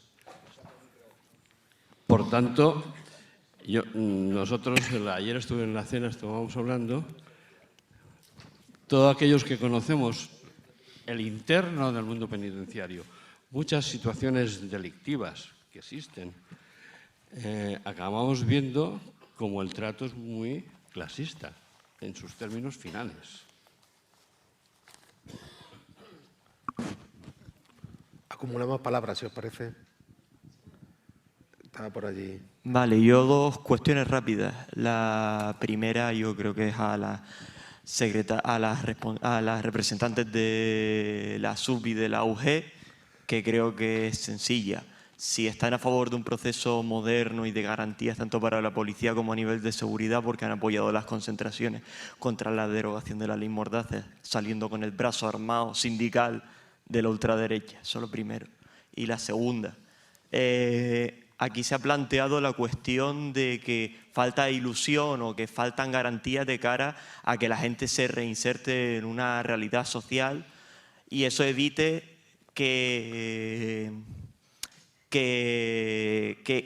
caigan en la criminalidad como forma de salir del paso, de intentar saltar de ese sistema que les genera a ellos no alternativa, porque mucha gente acaba cometiendo muchos crímenes, no por causa voluntarista, sino por causas económicas, pero hay oportunidad de tener en un sistema donde la vivienda no es un derecho, sino un bien de mercado, y así se da, o por decir una cosa, a que se garantice esa seguridad en los márgenes ideales, más allá de la respuesta represiva. Un saludo.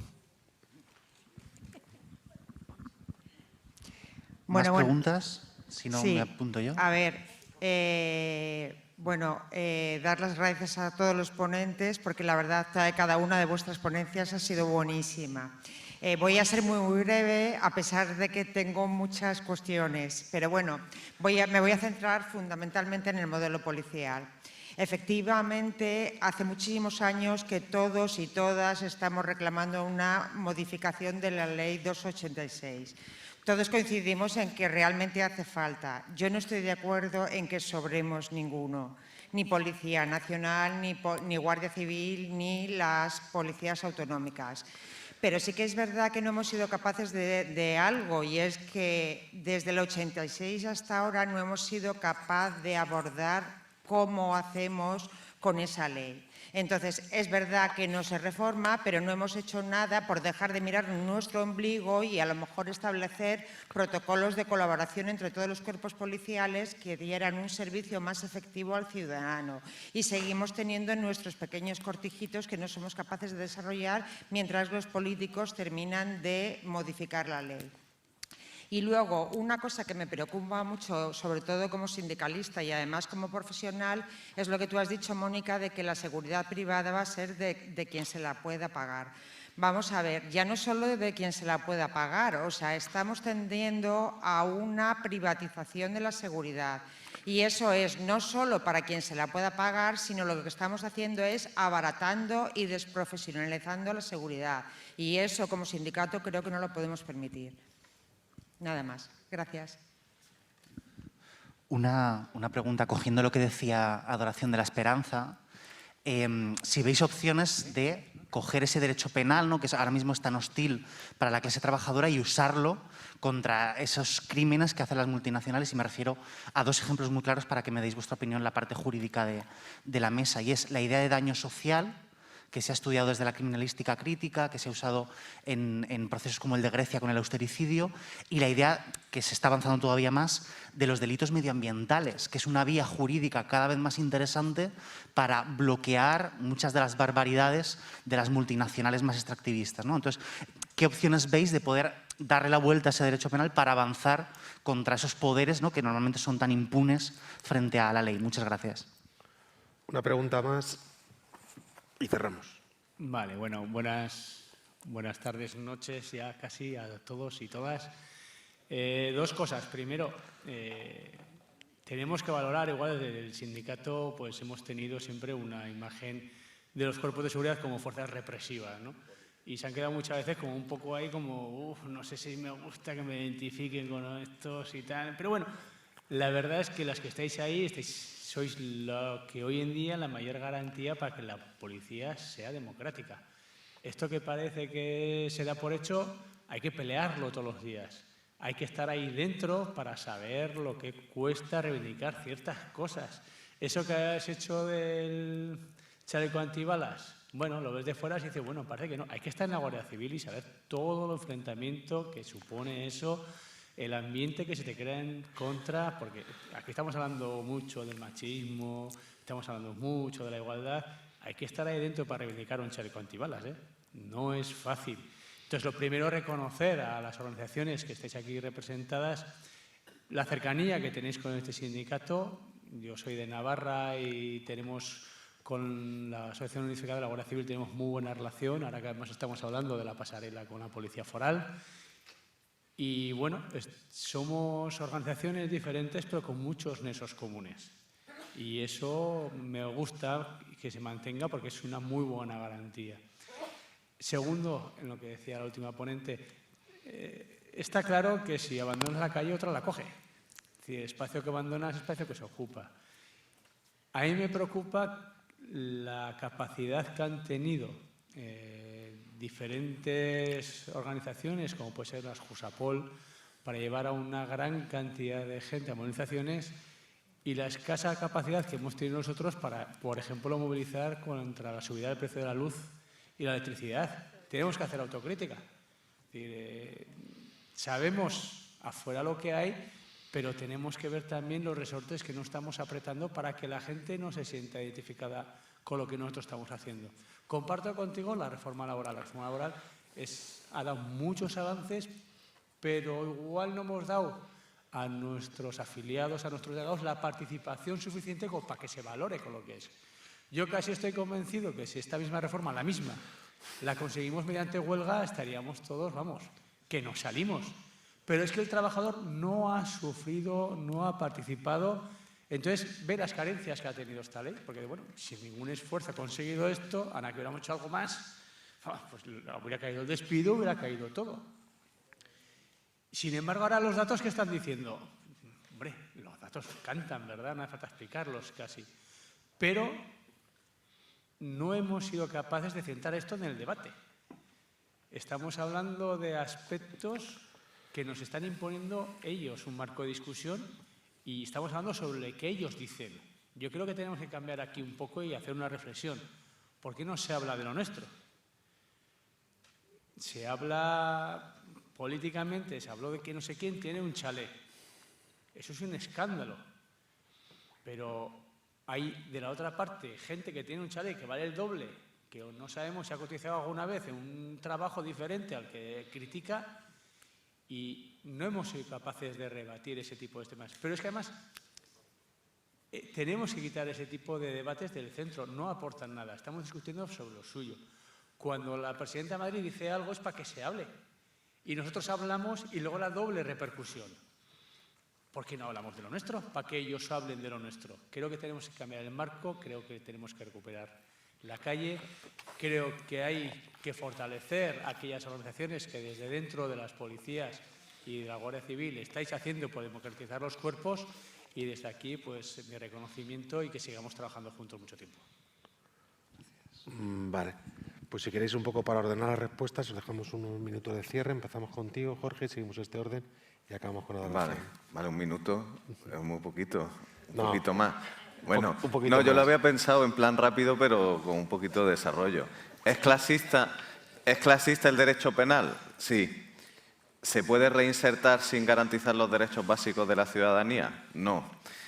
¿Debemos crear una criminología verde que considere los delitos medioambientales o trabajar por esa vía? Tengo dudas sobre si debemos alimentar al monstruo. ¿Y qué debemos hacer? Cambiar el marco de relato, el marco de significado. Ahora, argumentando un poco estas cuestiones.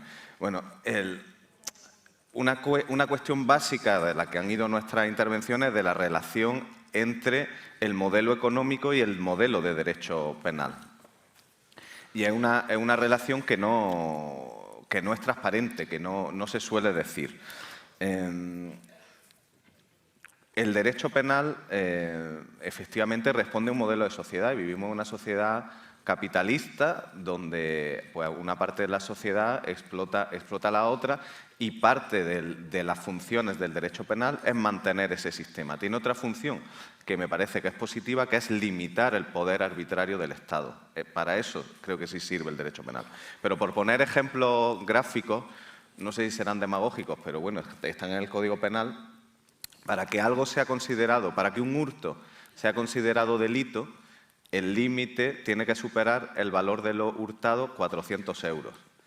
Para que un delito, para que evasión fiscal sea considerada delito, tiene que superar los 200.000 euros. Con lo cual, es mucho más fácil cometer un hurto que cometer un delito de evasión fiscal. Además, si uno devuelve lo evadido, se cierra el procedimiento. En cambio, si uno devuelve lo hurtado, te pueden poner un atenuante, pero no se cierra el procedimiento y acaba siendo condenado.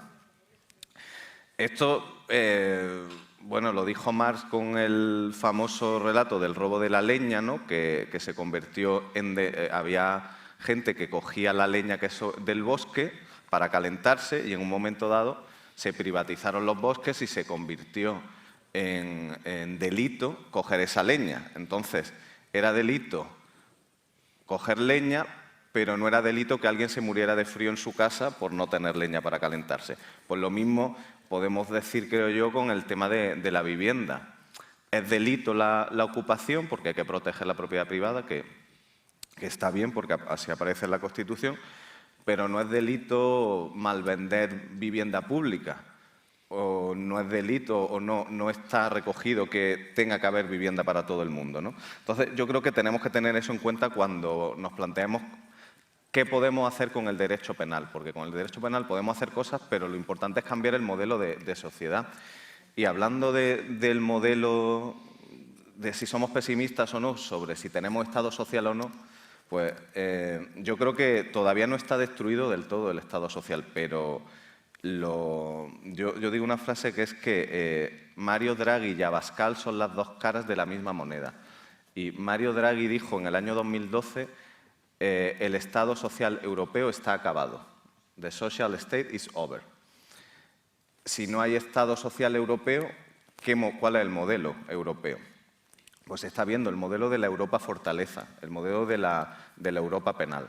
Entonces, si consideramos que ese ciclo, digamos, post-crisis de 2008 ha cambiado, como decía el primer día Unai, y que ahora estamos en un ciclo de recuperación de derechos, pues tenemos que decirlo alto y claro. Y en ese sentido, y ya acabo, creo que hay que dar la batalla, que hay que dar la pelea en el ámbito de la penalización de los problemas sociales, ¿no? En el ámbito de los ocupas que se meten en tu casa y te la quitan, y también en ámbitos a lo mejor menos amables como en el de la prisión permanente revisable, la cadena perpetua, que las fuerzas de izquierda, digamos, han sido muy tímidas a la hora de decir no, eso no es una política que nosotros aceptemos, porque parece que eso te va a quitar votos y no tiene por qué ser así. Tenemos la impresión de que decir claramente que no estamos a favor de aumento de penas da la impresión de que uno está a favor de que haya delincuencia y no. Es decir, es que sabemos que esas medidas, el aumento de las penas, la prisión permanente revisable, no previenen los delitos que quieren prevenir. Lo que necesitamos es otra sociedad, para que no haya muertes de mujeres y violaciones de mujeres, necesitamos una sociedad más feminista, que es lo contrario de lo que quiere Vox. No necesitamos prisión permanente para los violadores, que es algo que apoya Vox, por ejemplo, ¿no? Entonces yo creo que hay que dar la batalla cultural que están dando ellos en este ámbito también, que es difícil, pero se puede conseguir si creamos una identidad, digamos, de izquierdas que diga que esa manera de resolver los problemas no es la nuestra y que además de que no sea la nuestra es que no funciona. O sea, que los datos avalan que la manera de prevenir esos delitos es a través de técnicas de carácter social y no penal. Y bueno, por ahí más o menos creo que respondo a esas preguntas y por eso el hecho de generar un delito que sea el ecocidio, por ejemplo, me genera dudas. No sé si puede ser positivo en un momento dado para llamar la atención de que estamos en un momento de emergencia climática y hay que ponerse las pilas, pero creo que siempre que utilizamos el derecho penal es peligroso porque al final, recuerdo que, yo soy ecologista, pero recuerdo ver condenas de un pastor que había cogido unas margaritas en el campo, en Sierra Nevada, que resulta que estaban en peligro de extinción. Entonces, al final, el derecho penal siempre acaba atacando a los más vulnerables. No pensemos que si ponemos el delito de ecocidio, Repsol va a ser quien va a pagar el pato, ¿no? Será, pues, no sé, un gasolinero, una gasolinera al final quien acabe. Entonces, tengo mis dudas sobre eso. Pero sí que me parece importante el tema de cambiar el relato y decir que las políticas de seguridad son las políticas sociales. Eso lo tengo claro. Gracias, Jorge. Carmen.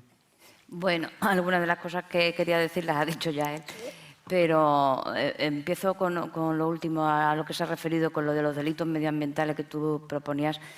El derecho penal no sirve para solucionar problemas en general, no va a solucionar los problemas medioambientales. No podemos usar las mismas armas que están usando gente que creemos que lo está haciendo mal y que creen cosas completamente contrarias a nosotros.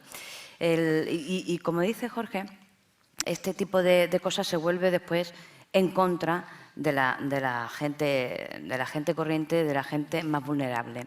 El delito medioambiental existe hoy en día. Es muy difícil que se aplique. Son este tipo de delitos que están previstos en nuestro Código Penal y que se les llama derecho penal simbólico, porque están ahí puestos para que la gente creamos que de verdad vamos a castigar a los que van a hacer daño al medio ambiente, pero que no se puede después, no se aplican porque es muy complicado y termina aplicándose contra este desgraciado pastor o al final contra pues, gente, que lo veo yo, gente que va y caza 4 pajaritos, 4 aves fringílidas, que me he hecho ya experta en aves fringílidas. Entonces, eso es lo que se consigue penalizando este tipo de delitos. Lo del delito fiscal y el fraude a la seguridad social es muy significativo. Lo ha adelantado él, son 120.000 euros. Pero, es mucho dinero de todos modos. Y yo también lo quería poner en relación con lo de los hurtos. Los hurtos, este tipo de delitos, los pequeños hurtos, hasta 400 euros, se castigan penalmente. Se castigan penalmente, se llaman delitos leves, pero se castigan penalmente, se les pone una multa. Si se van dejando de cumplir esas multas, eso se convierte en prisión. No nos engañemos, aunque sean hasta 400 euros. Yo he tenido yo que enjuiciar a gente y no he podido hacer otra cosa porque está puesto en el Código Penal, que no lo he hecho yo, lo ha hecho el legislador, ni yo ni ningún juez. Gente que está siendo enjuiciada por hurtar de los supermercados, de Mercadona, de Carrefour, del Decathlon, del Primark. Pequeñas cantidades, pues como 17 euros, hasta he visto 6 euros, en fin, cosas así. Eso no tiene ningún sentido. Estos delitos están ahí puestos porque ese tipo de empresas ha hecho presión al legislador y el legislador ha cedido. También cedió y lo vendió cuando hizo una reforma a los populismos que se daban en Madrid, sobre todo en Madrid, también en Barcelona, con le llamaban los rumanos, que van las bandas de rumanos en el metro y nos hurtan todo. Pues lo vendieron como que ofrecían seguridad a la gente honrada que va a trabajar en el metro y que está expuesta a toda esa gente tan mala. ¿Qué otras cosas? Los ocupas. Los agricultores lo tengo aquí. Pero voy con los delitos leves, los ocupas. Lo que se ve a diario cuando se enjuician delitos de estos, que se llaman usurpación de bienes inmuebles, se castiga esto, que ahora explico lo que se ve a diario y no se castiga otra cosa que también me voy a referir. Lo que se ve son familias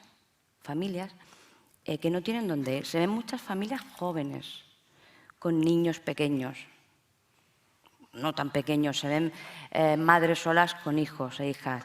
Esto es lo que se ve. se ven verdaderos dramas. Y el Código Penal dice que hay que castigar a estas personas y hay que ponerles una multa. Pero bueno, ¿esto qué es? Si son gente que no tiene ni para pagarse un alquiler, ya no solo los castigas en lugar de ayudarlas, que es lo que tiene que hacer el Estado, sino que encima le pones una pena económica. ¿Pero esto tiene algún sentido? Y digo que lo iba a poner en relación con otra cosa, que es que no se castiga a la banca cuando ha hecho fraudes a todas las ciudadanas y ciudadanos con las cláusulas abusivas, que nos ha robado lo habido y por haber, que han declarado la nulidad a montones de contratos de hipoteca, cláusulas de contratos de hipoteca, porque tuvo que venir Europa a decirlo, que aquí no hubo narices. Pero no está como delito en el Código Penal. Entonces, claro que es clasista el Código Penal, es lo que decía al principio, es clasista, es selectivo, sabe a por quién va y a quién quiere encerrar. Entonces, tenemos que saber que esto ocurre y al menos, pues como decía ella, al menos pues, tener claro a quién no hay que votar, qué programas no hay que seguir y bueno, en la medida que cada uno, cada una pueda, pues hacer lo que se pueda. A ver, yo desde mi posición hago lo que puedo y también en los movimientos donde yo milito, que no puedo estar sindicada, los jueces no podemos estar sindicados, no tenemos derecho a huelga ni nada de eso, pero participo en otros movimientos sociales y ahí pues trabajamos, gente como yo, en hacer propuestas de reforma y de mejorar el Código Penal para que no sea tan duro con la gente que menos tiene. Entonces, una cosa también muy curiosa que sucedió en la reforma que hizo Rajoy en 2015 del Código Penal fue que cedió a las presiones de los agricultores de Castilla y León, que decían que, bueno, que habían bandas que iban a la España vaciada, iban bandas que iban a las instalaciones agrícolas, que se llevaban poca cosa, pero que, oye, que menudo destrozo le hacían y no sé qué. Los hurtos esos no se pueden, pues esos hurtos, o sea, no es lo mismo, no se castiga lo mismo que se entre en una instalación agrícola a que se entre pues, en un almacén aquí a las afueras de Córdoba. Se castiga más en una instalación agrícola porque el gobierno de Rajoy cedió a las presiones de los agricultores de Castilla y León. Así vamos funcionando en materia penal, a golpe de cuento chino, a golpe de miedo creado y de inseguridad que no existe. A ver, claro que hay inseguridad ciudadana, claro que la hay, pero no es de esta gravedad. Lo que tenemos que hacer es lo que hemos estado diciendo todo el rato. Lo que hay que hacer es intervenir para prevenir, intervenir en lo social, no de este modo. Gracias, Carmen. Alberto Moya, nuestro anterior secretario general de AUGC, presentó un proyecto de un modelo policial del siglo XXI en el Congreso y hablaba de ratios. En Cataluña hay un ratio de 7,5 agentes por cada 1.000 habitantes, cuando en el resto de España son 4,8 y el índice de delincuencia anda ahí. Entonces, tal vez no es un problema a veces de competencias, de duplicidad de competencias, de despilfarro en material y en medios para unos y de déficit para otros, porque en la Guardia Civil vamos con coches de 500.000 kilómetros y de aquella manera. Ese es un problema y además, como apuntaba Mónica, yo tenía apuntado que España era el primer país con mayor número de policías. Lo que pasa es que también muchísimos, hay un gran número, un gran porcentaje que está haciendo labores burocráticas.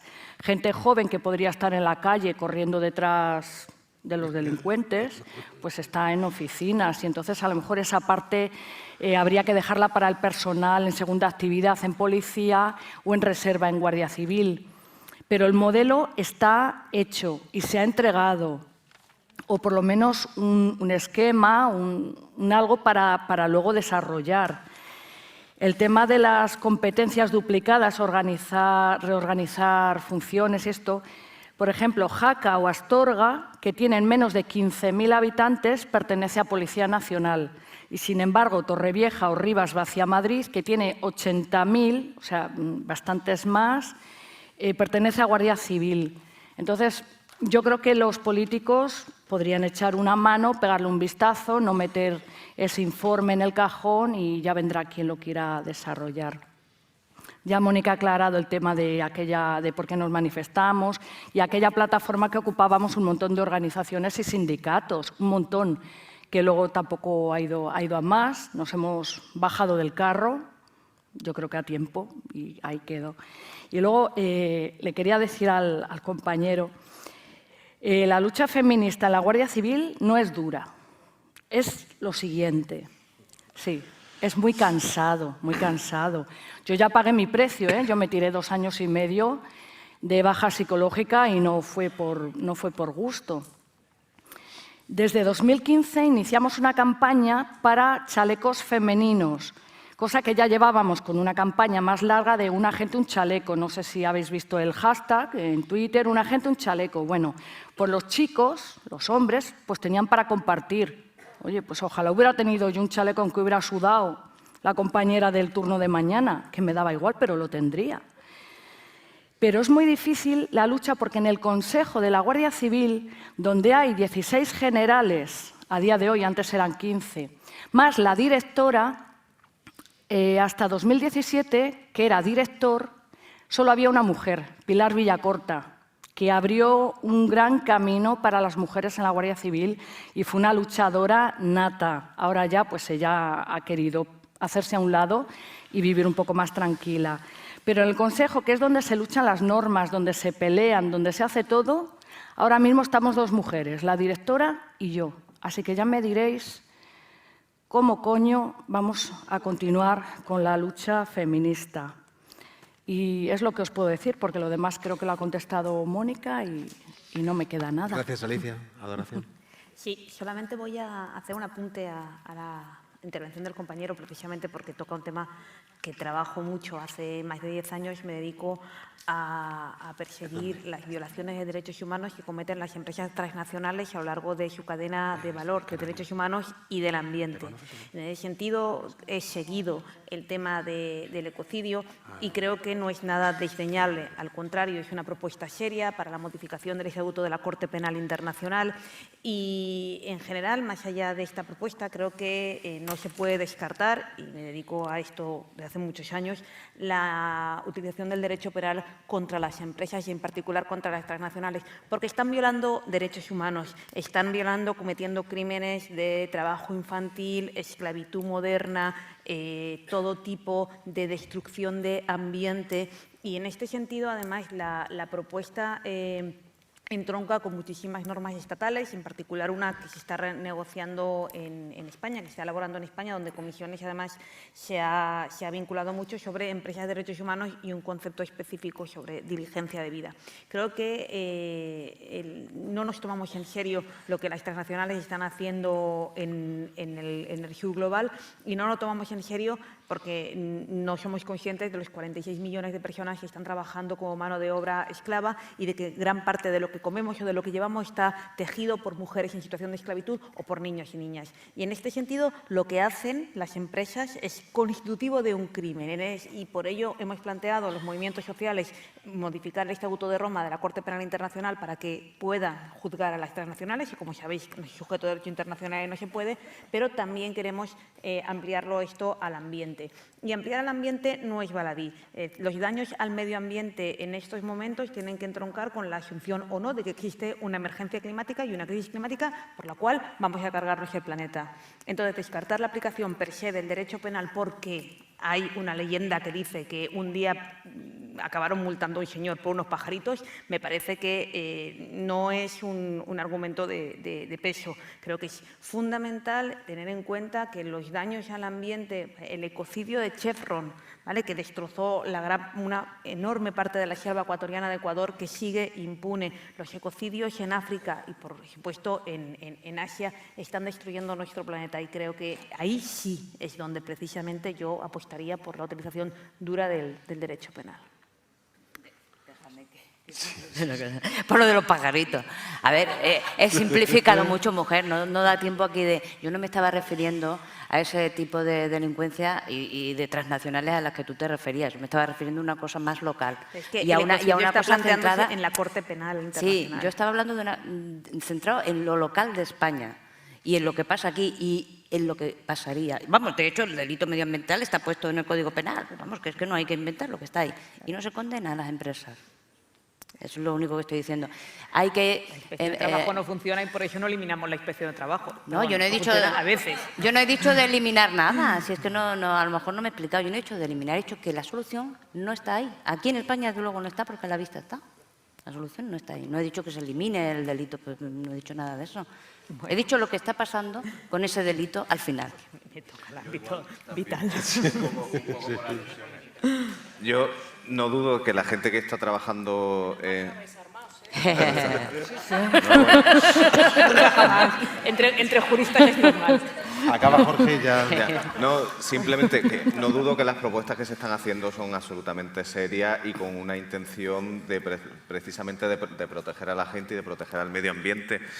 Lo único que digo es que el derecho penal no es la solución de todo, que puede servir para mejorar algunas cosas, que puede servir para acabar con ciertas cosas, por supuesto que sí, pero el quid de mi cuestión y que me da también mi experiencia y mi estudio es que cuando tratamos de solucionar una cosa siempre ponemos el foco mucho en el derecho penal y en el castigo y tenemos que pensar más bien en las estructuras que hacen posible que ese daño se produzca, porque si el problema son las multinacionales que explotan a gente para coser ropa, pues que nuestro modelo de consumo es lo que es criminal. Tenemos que cambiar nuestro modelo de consumo, que es criminal. Es mucho más fácil cambiar el modelo de consumo que legislar el ecocidio. Me parece a mí que estamos en igual de dificultad, por lo menos, en igualdad de dificultad.